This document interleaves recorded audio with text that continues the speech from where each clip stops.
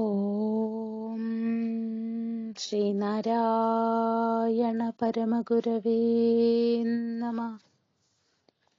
എല്ലാ ആത്മസ്വരൂപികൾക്കും ഒരിക്കൽ കൂടി നമസ്കാരം. ശ്രീനാരായണ പരമഹംസദേവന്റെ ആത്മോപദേശ ശതകത്തിലെ 5-ാമത്തെ ശ്ലോകത്തെയാണ് നമ്മൾ വിശകലനം ചെയ്തുകൊണ്ടിരിക്കുന്നത്.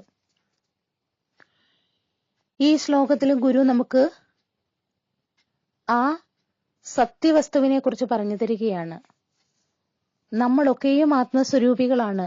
നമ്മുടെ ഉള്ളിൽ കത്തുന്ന ആ പ്രകാശ ചൈതന്യം, അതിനെക്കുറിച്ച് ഉള്ള ബോധം നമുക്ക് തരികയാണ് ഈ ശ്ലോകങ്ങളിലൂടെ ഒക്കെ ചെയ്യുന്നത്.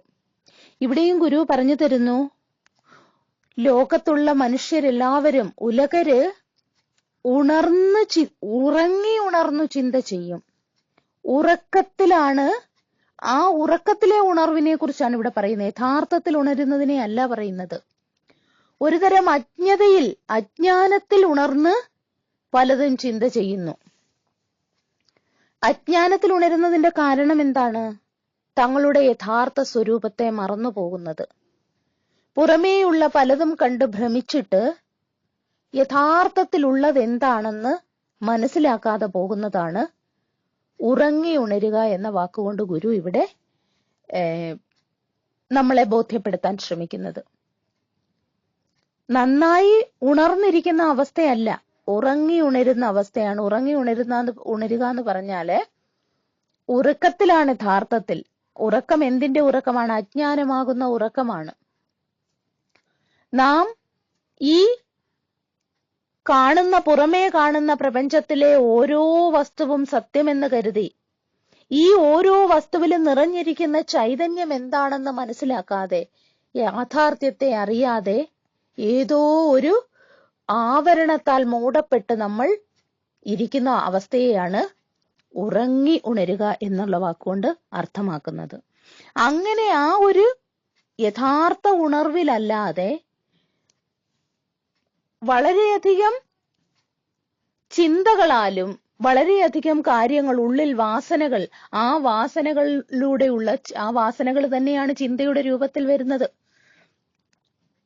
പലതരത്തിൽ നമ്മൾ എന്തൊക്കെയാണ് ചിന്തിക്കുന്നത്?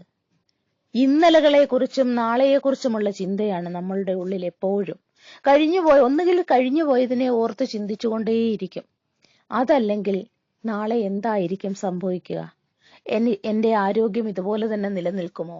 എന്റെ വാർദ്ധക്യത്തിൽ ഞാൻ എന്തൊക്കെ അനുഭവിക്കേണ്ടി വരും?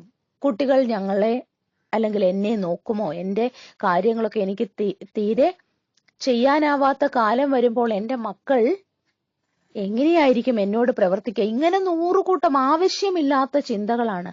നമ്മൾ ജീവിക്കുന്നതൊക്കെയും ഇന്നലകളിലും നാളെയിലുമാണ്. ഇന്നിനെക്കുറിച്ച് നമ്മൾ ചിന്തിക്കുന്നേയില്ല.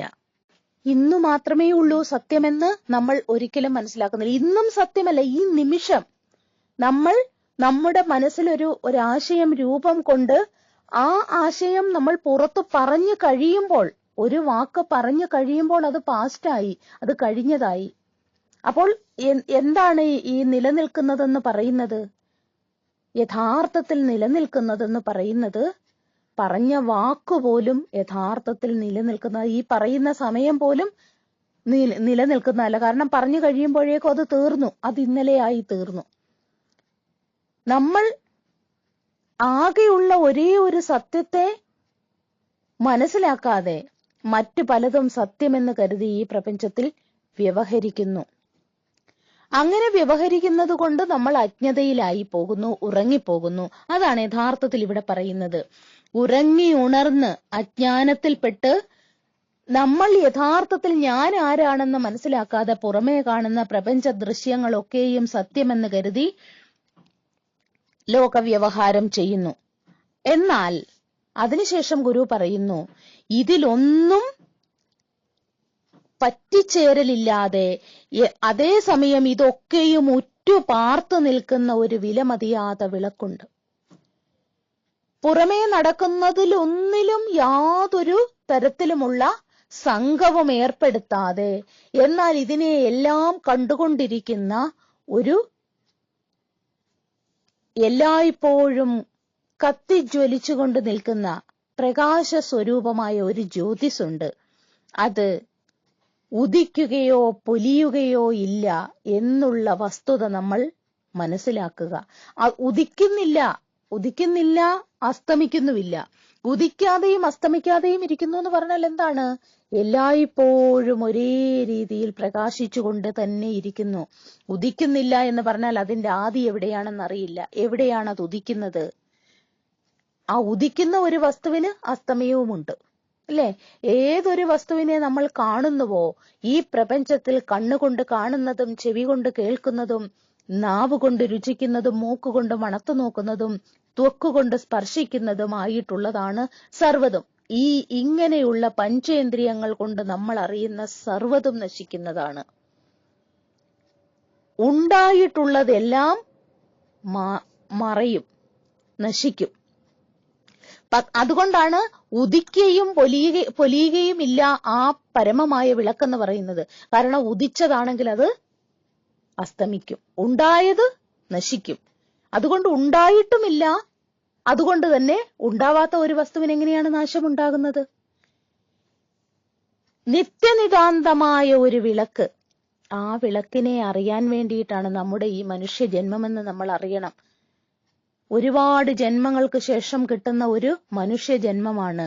ഈ ജന്മത്തിൽ നാരായണ എന്നൊന്ന് വിളിക്കുക പോലും ചെയ്യാതെ ഈ പ്രപഞ്ചത്തിൽ നിന്നും കടന്നു പോകുന്നവര് എന്തിനാണ് ഇങ്ങനെയൊരു ജന്മം എടുത്തത് ശരിക്കും എന്ന് ഋഷീശ്വരന്മാരുടെ ഒക്കെ കാവ്യങ്ങളിലെല്ലാം അവര് ചോദിക്കുന്ന ഒരു ചോദ്യമാണിത്.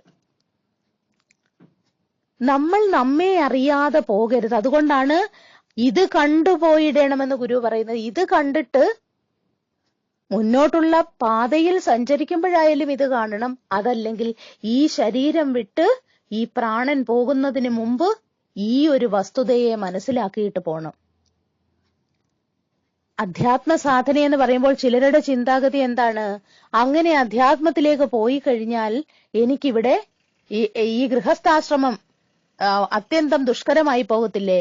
എനിക്ക് എങ്ങനെയാണ് എന്റെ കുടുംബത്തിൽ ഈ സന്യാസവും? അത് എല്ലാവരും ചിന്തിക്കുന്നത് അധ്യാത്മത്തിലേക്ക് പോവുക എന്ന് പറഞ്ഞാൽ സന്യാസം എന്നാണ് ചിന്തിക്കുന്നത്. ഒരിക്കലും അധ്യാത്മം എന്ന് പറയുന്നത് സന്യാസമല്ല. നമ്മൾ നമ്മുടെ ഉള്ളിലിരിക്കുന്ന ആ വസ്തുവിനെ അറിയുന്നത്, അതാണ് യഥാർത്ഥ അധ്യാത്മമെന്ന ആത്മീയത. ആത്മാവ് അവനവനെ കുറിച്ച് തന്നെ അറിയുന്നത്. ഇങ്ങനെ നാം നമ്മെ മറക്കുന്നതിന്റെ കാരണം എന്താണ്? നമ്മുടെ സ്വരൂപത്തെക്കുറിച്ചുള്ള അജ്ഞതയാണ്. ആ സ്വരൂപത്തെക്കുറിച്ചുള്ള അജ്ഞത ഉണ്ടാകുന്നത് എന്തുകൊണ്ടാണ്? ഈ പ്രപഞ്ചത്തിൽ കാണുന്നതെല്ലാം നമ്മെ ഭ്രമിപ്പിക്കുന്നു, നമ്മെ മോഹിപ്പിക്കുന്നു. അത് സത്യമാണെന്ന് നമ്മൾ കരുതുന്നു. അപ്പോൾ സ്വയം പ്രകാശിക്കുന്ന ആ ആത്മസ്വരൂപമായ ചൈതന്യത്തെ, ആ ബോധവസ്തുവിനെ, ആ ബോധവസ്തുവാണ് നമ്മുടെ ഉള്ളിലിരുന്ന് സർവ്വതും അറിയുന്നതെന്നുള്ള പരമാർത്ഥം നമ്മൾ അറിയാതെ ഇതിലെല്ലാം പെട്ടുപോകുന്നു, അല്ലെ? എങ്ങനെയാണോ കടലിൽ തിരമാലകൾ ഉയർന്നു പൊങ്ങുമ്പോൾ അത് കടൽ ജലമാണെന്നുള്ള സത്യം നമ്മൾ മറക്കുന്നത്, അതുപോലെയാണ് നമ്മുടെ ഉള്ളിൽ ഓരോ ചിത്തവൃത്തികൾ വരുമ്പോഴും നമ്മൾ ആ ചിത്തവൃത്തികളെ എല്ലാം ശ്രദ്ധിക്കുന്നു. അത് വരുന്നത് എവിടെ നിന്നാണ്? അതിന്റെ തുടക്കം എവിടെയാണ്? ഈ ചിത്തമെന്ന് പറയുന്നത് എങ്ങനെയാണ് ഉദിക്കുന്നത്? നമ്മൾ അറിയുന്ന ഓരോ അനുഭവങ്ങളും നമ്മുടെ ഈ ശരീരമാണോ അറിയുന്നത്? അതിനെ അറിയുന്നത് എവിടെ നിന്നാണ് അനുഭവിക്കുന്നത്? നമ്മളുടെ സുഖമായാലും ദുഃഖമായാലും ഒക്കെ അനുഭവിക്കുന്നത് ആരാണ് എന്ന് നമ്മൾ ചിന്ത ചെയ്ത് പോയാൽ നമുക്ക് മനസ്സിലാക്കാൻ കഴിയും. അത് നമ്മുടെ ശരീരമല്ല, നമ്മുടെ ബുദ്ധിയല്ല, മനസ്സല്ല, ഇതൊന്നുമല്ല അനുഭവിക്കുന്നത്. മറ്റൊരു പരമാത്മ വസ്തു ഇതിനകത്തുണ്ട്, അതാണ് അനുഭവിക്കുന്നത്. അതിനെ നമുക്കറിയണമെങ്കിൽ നമ്മൾ അതിനെ തേടിപ്പോകണം. പറഞ്ഞ മനസ്സിലായില്ലേ? അപ്പോൾ നമ്മൾ നമ്മുടെ സ്വരൂപത്തെ മറക്കുന്നത് യഥാർത്ഥത്തിൽ നമ്മുടെ ഉള്ളിലിരിക്കുന്ന ആ ജീവന്റെ ഉറക്കം. അതിനെയാണ് ഇവിടെ ഉറങ്ങി ഉണർന്നെന്ന് ഗുരു പറയുന്നത്.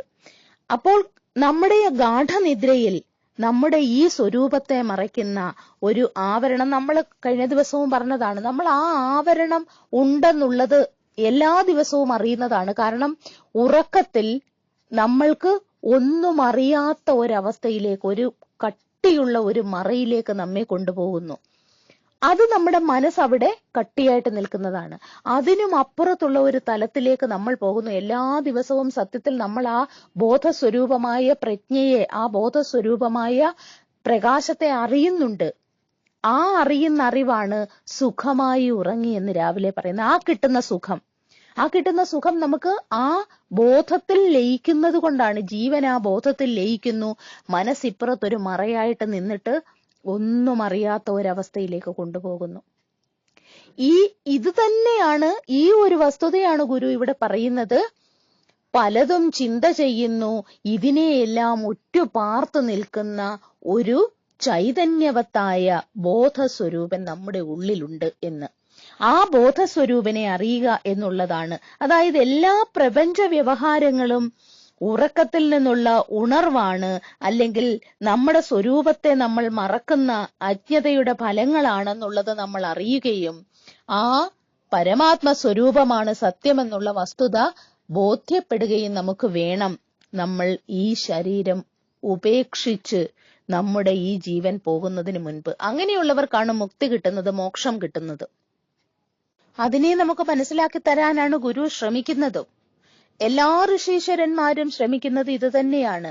നമ്മുടെ ഉള്ളിലിരിക്കുന്ന ആ എല്ലാറ്റിനെയും അറിയുന്ന, എല്ലാറ്റിനെയും ഉൾക്കൊള്ളുന്ന ആ അനന്തമായ രൂപം.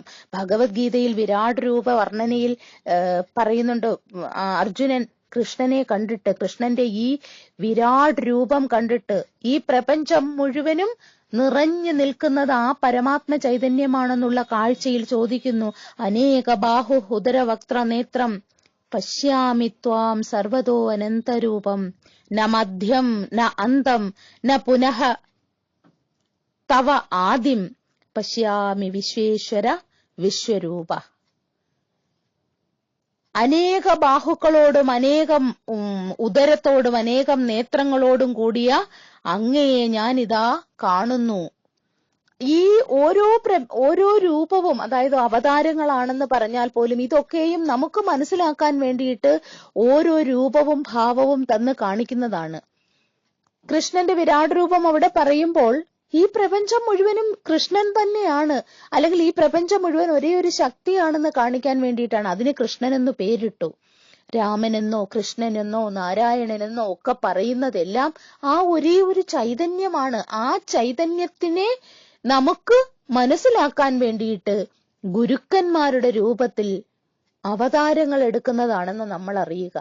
നമ്മളെ പോലെയുള്ള അജ്ഞാന തിമിരത്തിൽ കിടക്കുന്നവരെ ജ്ഞാനമാകുന്ന ആ ശലാക പുരട്ടി ഉദ്ധരിക്കാൻ വേണ്ടിയിട്ട് ശ്രീനാരായണ പരമഹംസ ദേവനെ പോലെയുള്ള ഋഷീശ്വരന്മാര് ഈ ഭൂമിയിൽ അവതാരം ചെയ്തതാണ്. അവരാണ് നമ്മുടെ അകക്കണ്ണു തുറപ്പിക്കാൻ ഒരു ഗുരു വേണം. അങ്ങനെ ഗുരു നമുക്ക് പറഞ്ഞു തരുന്ന, നമ്മൾ ഈ ശരീരം വിട്ടു പോകുന്നതിന് മുൻപായിട്ടെങ്കിലും മനസ്സിലാക്കേണ്ട ഒരു സത്യത്തെയാണ് പറഞ്ഞു തരുന്നത്. നാം ശരീരമല്ല, അറിവാകുന്നു എന്നുള്ള ബോധം നമുക്കുണ്ടാകണം എന്നുള്ളത്. ഇപ്പോ ഗുരു ചുരുക്കത്തിൽ എന്താണ് പറയുന്നതെന്ന് ചോദിച്ചാൽ, ഈ പ്രപഞ്ച പ്രതിഭാസങ്ങൾ കൊണ്ടൊന്നും ശുദ്ധബോധ സ്വരൂപമായ സത്യത്തിന് ഒരു ഇളക്കവും ഒരു കളങ്കവും സംഭവിക്കുകയില്ല. അത് ഉണ്ടാവുകയോ നശിക്കുകയോ ചെയ്യുന്ന വസ്തുവല്ലെന്നും അത് വിലമതിക്കാനാവാത്ത ഒരു വിളക്കാണെന്നും നമ്മുടെ ഈ ആത്മാവിന്റെ പൂർണമായ നിത്യസ്ഥിതി സാക്ഷാത്കരിക്കുകയായിരിക്കണം നമ്മുടെ ജീവിത ലക്ഷ്യമെന്നും ഒക്കെ ഗുരു പറഞ്ഞു തരുന്നു. അതുകൊണ്ടാണ് ഇത് കണ്ടുപോയിടേണം പോകുന്നതിന് മുൻപ് എന്ന് പറഞ്ഞാൽ, എവിടെയോട്ടെങ്കിലും നമ്മൾ പോകുന്നു എന്നല്ല. നമ്മുടെ ഈ ജീവൻ, ഈ ശരീരം വിട്ടു പോകുന്നതിന് മുൻപ് നമ്മൾ ഈ സത്യത്തെ അറിഞ്ഞു കഴിഞ്ഞാൽ പിന്നീട് ഒരിക്കലും നമുക്ക് ജനന മരണമാകുന്ന സംസാര ചക്രത്തിൽ വന്ന് ദുഃഖിക്കേണ്ടി വരില്ല.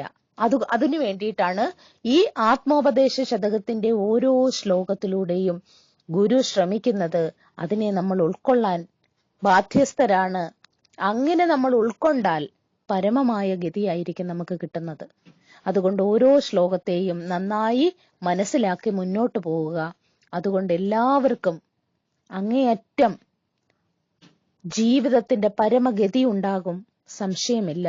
ഭഗവത് അനുഗ്രഹം എല്ലാവർക്കും ഉണ്ടാകട്ടെ എന്ന പ്രാർത്ഥനയോടെ ഈ വാക്കുകൾ ഭഗവത് പാദാരവിന്ദങ്ങളിൽ സമർപ്പിക്കുന്നു.